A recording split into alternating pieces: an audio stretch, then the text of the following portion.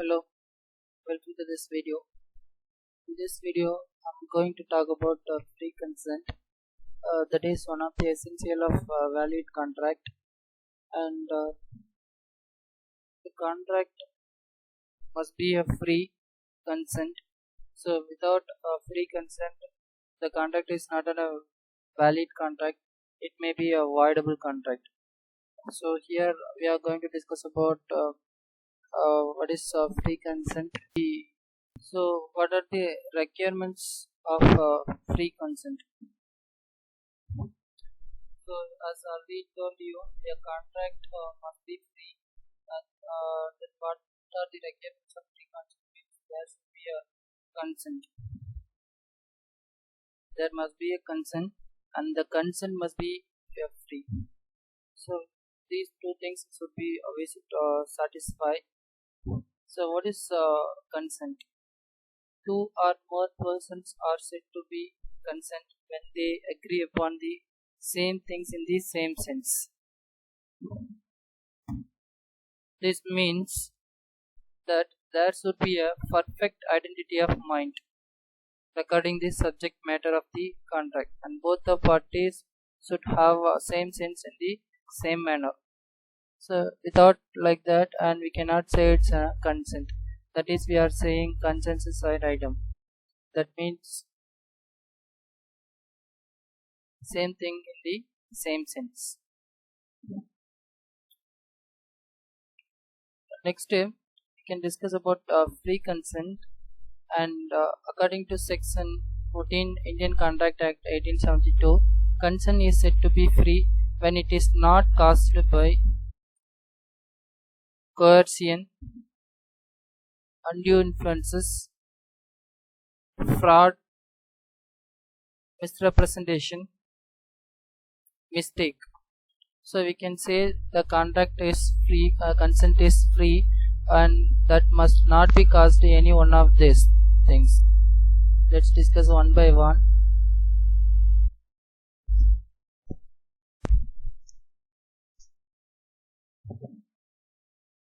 So coercion. What is the coercion? So simply we can say we are forcing or compelling to a person to enter into a contract. Suppose you force someone to enter into the contract, and that we can say it's a coercion. And if you do like that, the contract is not valid and it becomes a voidable contract. For example, X threatened to kidnap Y's son if he does not lend rupees 50,000 to Z. Y agrees to lend the amount to Z, though the coercion proceeds from the X against Y's sons. Yet the agreement is entered under coercion. So simply we can say that if someone force and compelling to enter into the contract, and that is we are saying coercion, and it is a voidable contract.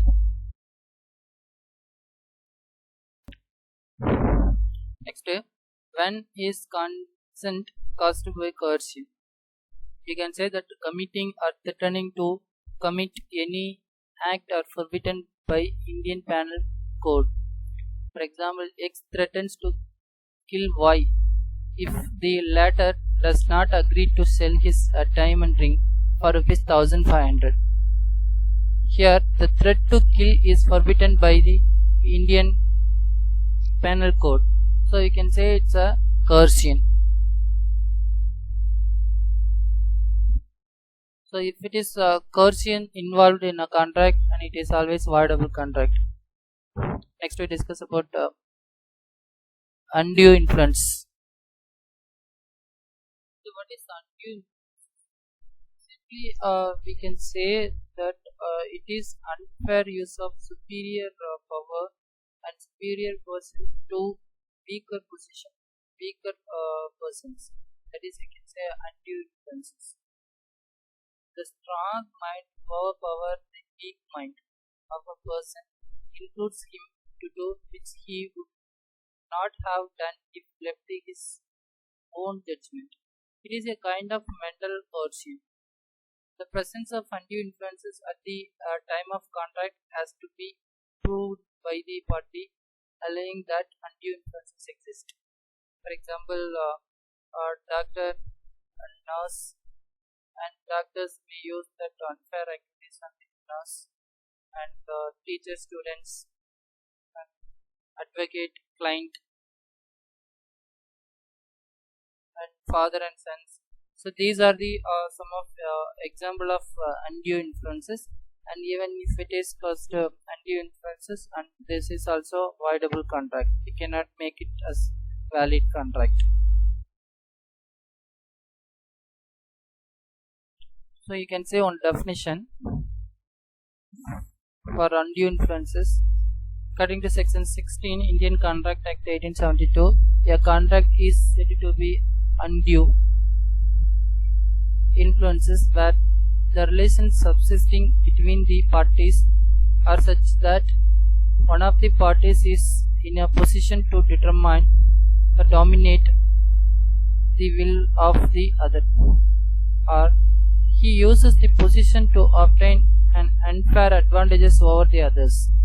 And from this definition itself we can understand that the position of is used to others, so superiors are using his position to the subordinate or weaker persons. Taking an example, like the person is deemed to be in position to dominate the will of others, where a person holds a real apparent authority over the others. For example, master and servant, moneylender and borrower, police officer and accused, an income tax officer and assessee. So these persons having the rights over the other person, but here that persons have higher position that they are using unfair activities on the weaker person. That we can say it's an undue influences. Next we discuss about what are the consequences of undue influences. The agreement becomes voidable at the point of absence of the aggrieved party, and if it is committed with an undue influences, it is always voidable contract. The contract may be voidable. An aggrieved party may refund the benefit, whatever they get the benefit from that, and they have to refund their benefits. And if the aggrieved party does not opt to set aside the contract, it works as a valid contract. So you must understand that difference between coercion and undue influences. Coercion is threatening of an offense, but undue influences is not threaten, and it is dominate the will of others. Okay, it may be a punishable, it is not a punishable, and it is a physical character, and it is a moral character, and it is coercion is intention to enter into a contract, but the undue influences intention to take unfair advantages, and in coercion criminal act is involved because you are threatening, you are forcing someone, but here there is no criminal act involved in undue influences. You are only using your power over to others. Next we discuss about misrepresentation. So actually what is representation? So representation is a statement. The word representation means it's a statement. Whatever, if you say something, you give something, and that we can say it's a representation. But misrepresentation means you are giving false statement. Yeah, that is, your representation which is false or misleading is known as misrepresentation. You are saying some statement as a false statement. It may be a innocent or intentional. Taken an example, Faculty section 18 defines misrepresentation: unwarranted positive assertion. X says to Y to intend to purchase his land that it produces 50 quintals of wheat per acre. Here, X believes that statement to be true, although he didn't have sufficient ground for the belief. Later on, it was found that land produces only 30 quintals of wheat per acre. This is misrepresentation. This is, you can say, misrepresentation. Simply, you can say that you are giving some false statement. Take another example. Suppose if you want to sell your car, the car is not in a good condition, but you are saying that this is good condition to other parties, and other parties believe that the car is in a good condition. So here you can say it's a misrepresentation because you are giving a false statement. Next we discuss about essential of misrepresentation. That should be a representations of fact, not opinion. So representation is untrue. The representation use the other party to enter into a contract. The party making representation does not intend to deceive the aggrieved party. The party who relied on the untrue statement suffer from loss. So these are the essential. These are the things we can say it's a misrepresentation. Next we discuss about fraud.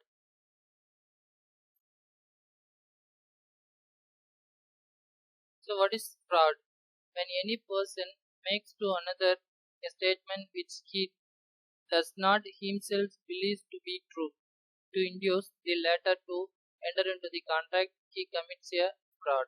Simply, we can say that you are as a false statement you are making to a true statement. You are saying that it is a true, even it is false.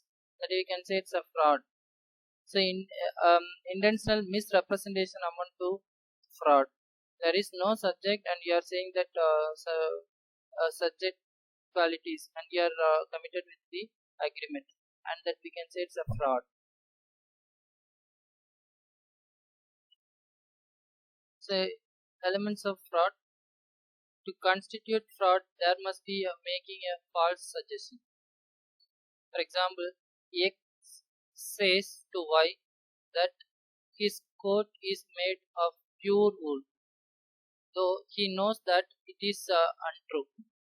Y purchases the coat, believing X statement true. It is a fraud by X, and the contract is voidable.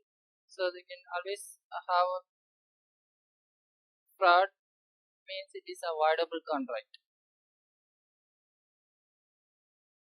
Next we discuss about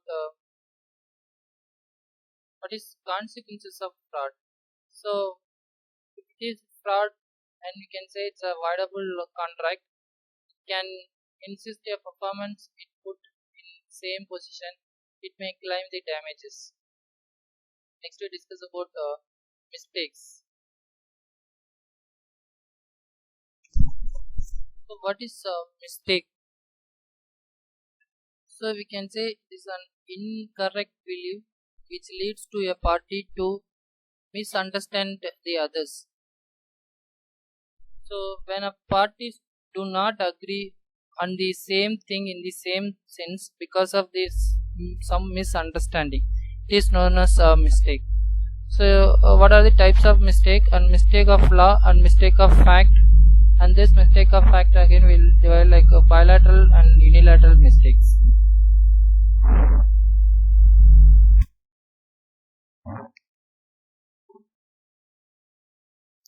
So these are I can say that free consent, and simply can say that when we say the free consent means the consent must not affect coercion, undue influences, misrepresentation, fraud, and mistakes. If there is any one committed in the contract, we cannot say it's a valid contract. It may be a voidable contract. Thank you.